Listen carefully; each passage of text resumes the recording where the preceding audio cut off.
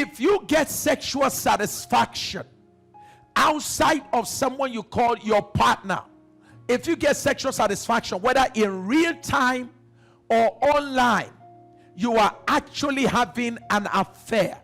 It is critical for you to understand that when we're dealing with affairs, it includes any romantic or sexual affair and relationship, and sometimes it can be for a brief moment. So the brevity of it does not exclude it from being called an affair. There are three types of affairs, basically. Class 1 affair. Class 1 affair is when you always go out to have just one stand. Today, the person you slept with is totally different from the one you slept with last week. Class 1. It happens to singles, it happens to couples. Now, the bottom line is that in class 1, there is no connection emotionally or physically. It is all about pleasure. Never forget this. In class 1 affair, pleasure drives. But when it comes to class 2 affair, it's beyond just one moment, one stand. No. You've already found something that you consider in this person to be of greater interest than your partner. Or the reason some people do class 2 affair is that I love my wife. My wife has good character. My wife loves God. My wife likes to pray. But there's a problem. My wife is not sexually adventurous. My wife is not the type that will climb the pole, that will do burlesque dance, that will twerk for me. And I already have all these things in my mind. And I'm ashamed to ask my wife, who is a Jesus woman, because I'm afraid if I tell my wife, twerk for me, do burlesque dance, climb the pole for me, I'm afraid that my Jesus woman is going to start quoting scriptures and make me feel like a sinner. So I keep my wife, but then there's this other person who satisfies my sexual curiosity. Class 3 affair is where there's deep commitment to one another, shared responsibilities. It is no longer private.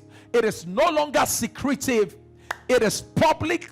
You've made your wife to know if you're married. You've told your fiance or fiance, listen, this is what is happening. I have this person in my life. You like it, fine. You don't like it, you can go.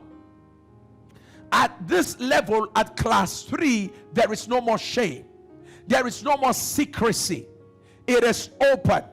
The parties involved are sexually addicted to one another.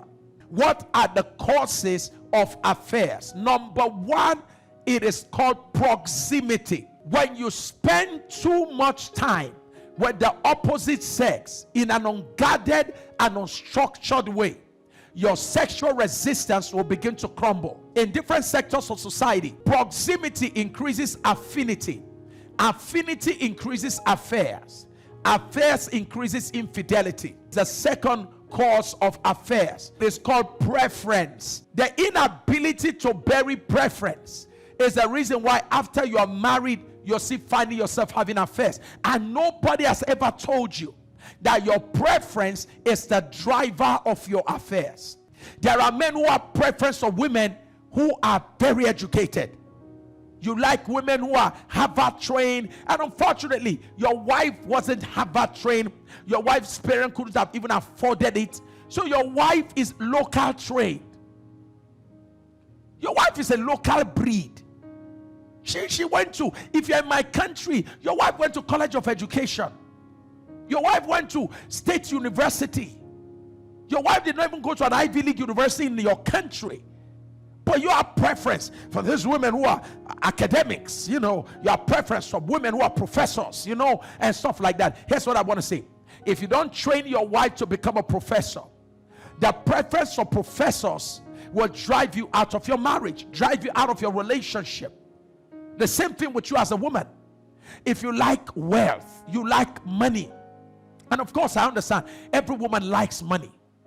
If you do not deal with that, when you get married to a man who doesn't have too much of it, who can provide you with the basics, your desire for preference, your preference for men with wealth, for comfort, for luxury, Your preference for that will be the reason for your constant affairs. One of the major drivers of affairs is position. I'll give you an example. There's a man called Strauss-Kahn, former IMF president or whatever, the person in charge of IMF. He got to a position, an enviable position, as the IMF top chief. And he was disgraced from that position because it was discovered that he was using that position to have affairs. I want to speak to the many in our midst. Please, sir, we are praying for God to lift you up. We are praying for every young man that God will lift you up. That's why we spend time to pray in the prophetic prayer hour. We're praying that God will open doors for all of you. But here is the point. As God lifts you up, be careful of what goes up with you. The reason we're having this conversation is so that you can begin to check the kind of things that can go up with you as you rise up, so you can lay them to rest. Otherwise, if you don't lay them to rest as you rise, they will lay you to rest as you rise.